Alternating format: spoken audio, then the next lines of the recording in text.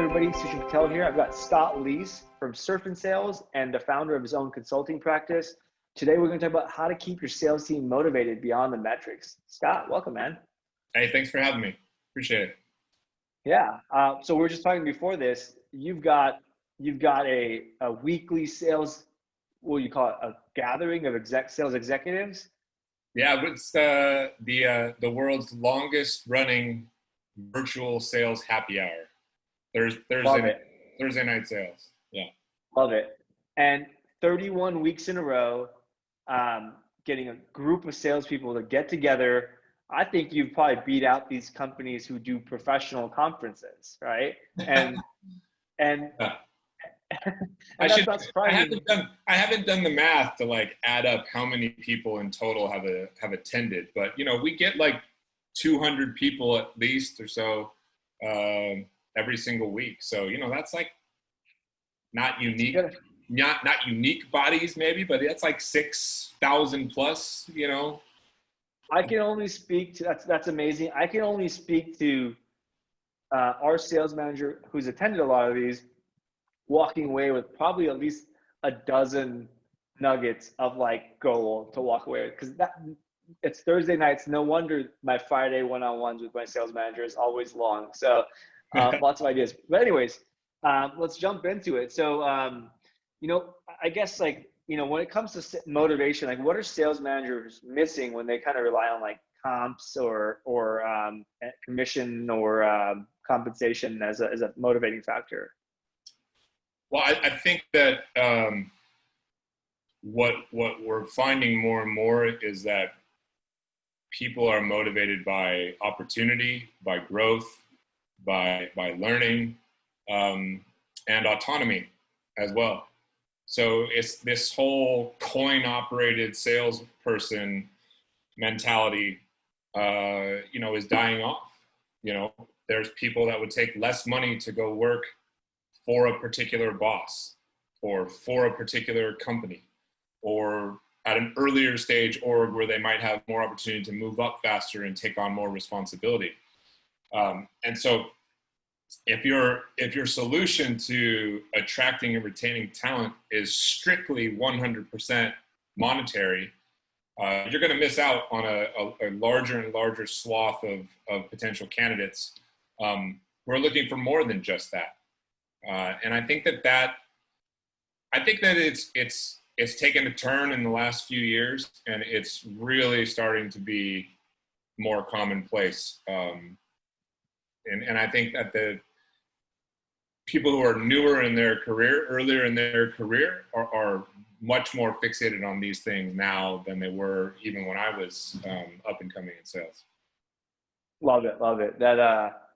That brings you back. Like one of my first hires at my agency, Ross Hudgens, I paid him like the worst wage ever. I think like minimum wage or whatever.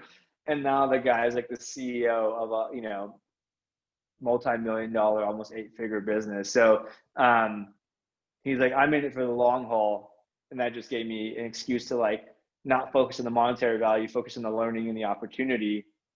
8 years later, he's doing crazy stuff. So anyways, want to talk about specifics. What are some kind of non-financial like levers or things people can do to kind of get folks, I guess, intrinsically motivated or committed?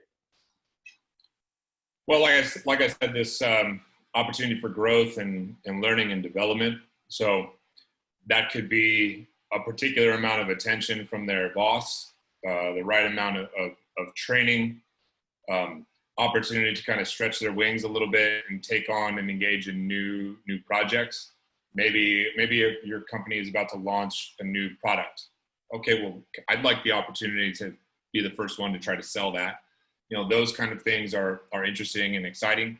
As companies grow, you might have revenue operations needs or recruiting needs, or you're creating new cadences and having the opportunity to create some of the copy there.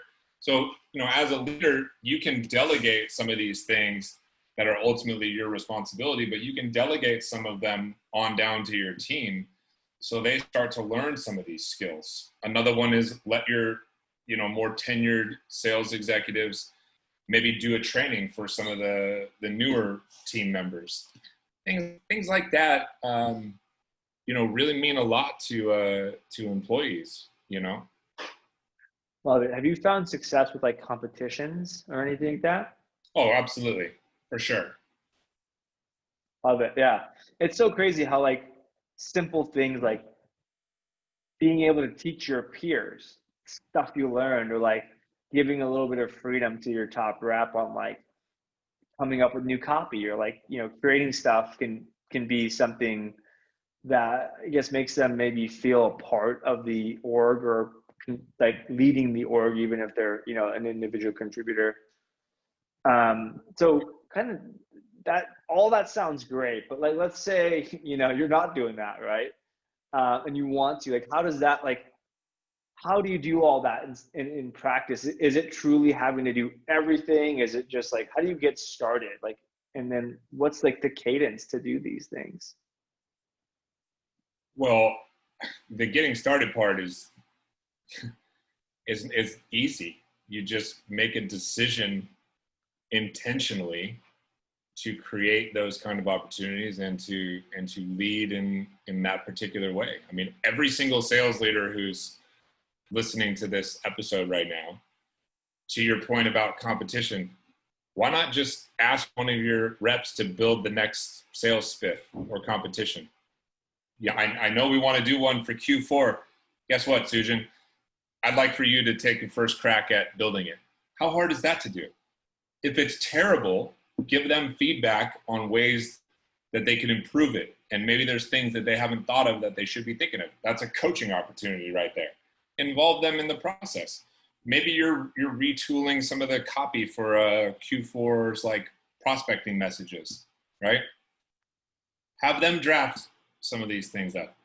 It's very easy to get started with this kind of stuff. I'm a little bit tired of the excuse, if you will, or like, oh, I don't know where to get started. But just fucking pick something and do it. That's where you get started. It doesn't have to be this like huge, manifestation, this company-wide kind of directive. No, it could be something that you choose to do right now today to empower, your people. Give them a little bit more autonomy. Let them work the hours that make the most sense for them in their schedule, right? Yeah. I mean, not everybody can start working at 8:00 in the morning nowadays, right? Because you got kids home and you gotta like help them. I gotta help my kids get on Zooms at like 7:45 and 8:15 in the morning. So I don't even start working until 9:00 every morning. That's so different than how I've spent most of my career, where I was like in an office by 6 a.m. already, right? So just allow people the flexibility to have a work environment that is going to make them as productive as possible, even if it's a little different from what you would ideally do. Yeah, love it. Love it. I love the fact that you're just like, just go freaking do it. Who cares? So I like, and it could be the wrong thing, but yeah.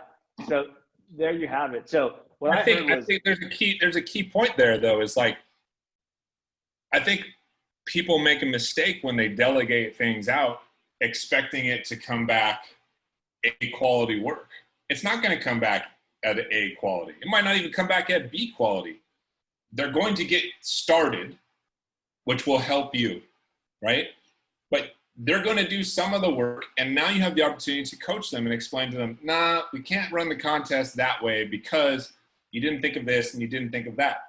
Now it exposes them to, manager or VP level kind of thinking and consideration. So you're training them to move into that role one day themselves. And they, it's interesting when you see salespeople go, oh, I never really thought of that before. All of a sudden they become more understanding and empathetic to the sales managers and sales VPs when you roll out different contests. So I think it's just really shouldn't be that hard. Yeah, I love it. Yeah. And I think like the fact that it doesn't need to be a company-wide rollout or like a complicated process. And then getting like the very last thing you said was like getting somebody let's say to do a competition.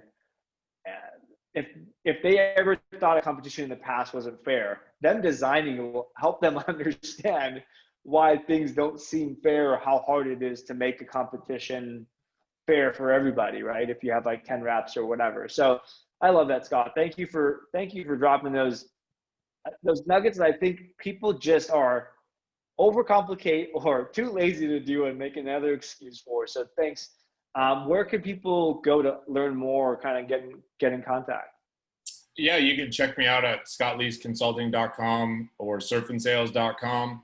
We mentioned thursdaynightsales.com every Thursday, including tonight. And I'm very responsive on LinkedIn, so hit me up on there and let me know if I can ever be helpful to you.